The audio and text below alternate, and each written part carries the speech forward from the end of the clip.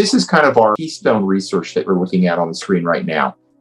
And this is a survey that we've now done 5 times over the course of the last 5 years.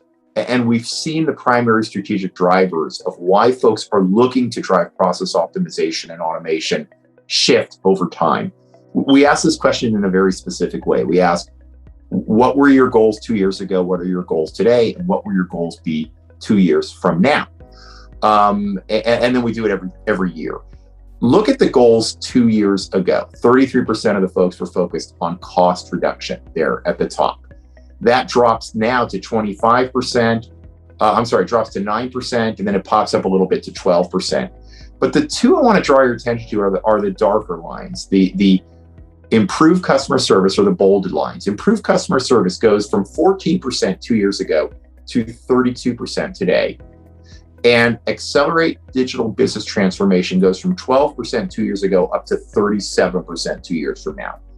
So take improved customer service and accelerate digital transformation, add them together, you get 69% of organizations 2 years from now whose primary focus around optimization and automation will be these high-level strategic goals. Cost improvement is still important. We'll talk about that in just a quick minute.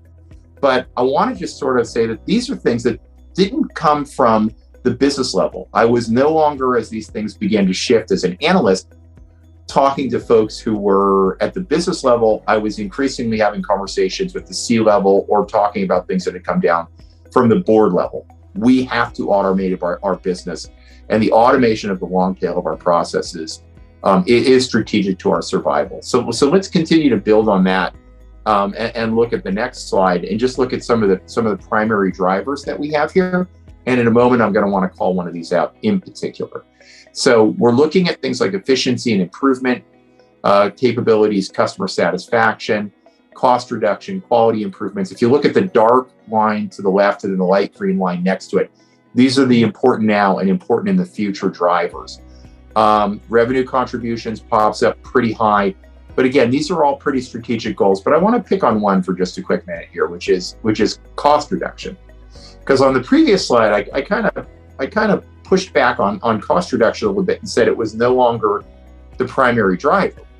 But it still remains a very significant tactical metric. What does that mean? It means that when I'm trying to improve customer service, when I'm trying to drive digital transformation, I have to do that across my organization. I have to do it across the organizational boundaries.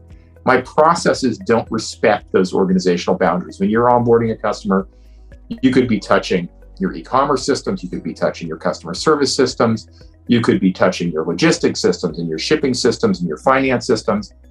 All of those folks could have really deep automation. They could be taking out cost, and that could be great. Everybody's meeting their KPIs, everybody's getting their bonuses, and cost reduction is a good thing. It's what kind of, BPM, if we think about it as one form of process automation, was built on, but it doesn't move the bar in terms of those strategic goals. In order to get to digital transformation, in order to get to a better customer experience, I have to have a cooperation across all of those different boundaries.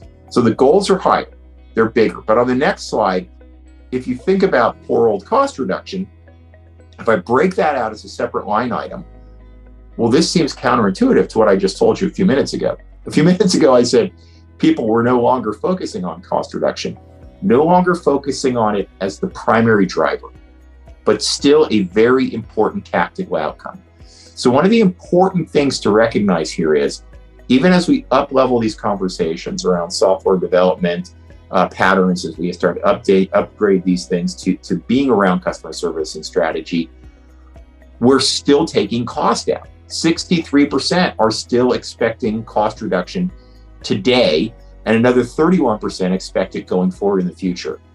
We measure it. We're still very good at it. You're still going to take cost out. When you move to things like no-code development platforms, your software development costs will go down. But more importantly, your ability to drive efficiency and effectiveness will go up, and it will go up very quickly. Your error rates will go down, and these will be things that we can measure and probably that you should measure. Just don't make them your primary drivers. Make them an outcome of your overall automation strategy. So with that, let's move forward and talk about, well, just how vast is this, right? We've been tracking these numbers now for 5 years. And this is what's really emerging as the commonality as we get down to a deeper level of what folks are trying to do. What are your organization's plans to leverage digital technologies? And look at the top 3 that we have in the box. We plan to reinvent and reimagine existing processes to better support our digital business strategies, 31%. Reinvent their processes from the ground up with automation in mind. We plan to automate large numbers of currently manual processes to drive end-to-end transformation, 23%. We plan to transform end-to-end processes to better support our digital business strategies, 23%. Now, these are different. These are slightly different answers. They lead to slightly different goals. But if you add them up, what you have is a commonality of 76% of organizations that are following some strategy that says, I'm going to automate it all. I want to automate end-to-end processes. I want these processes to run end-to-end autonomously. If I think about a big insurance company that we've been in contact with over the years, these things, and I tie this into how this comes down from the C-level and how digital transformation becomes strategic. What does that look like? Well, that looks like a new CEO coming in and that new CEO saying, we have a new service. We're launching the service, very important to our company. And I want 80% of all the transactions for onboarding new customers into that service to be completely automated and to happen in a single mobile session. Okay, that's the strategic goal. That is customer experience. That is digital transformation. But the execution of it means I need to automate everything and I need to automate it across all of these different boundaries.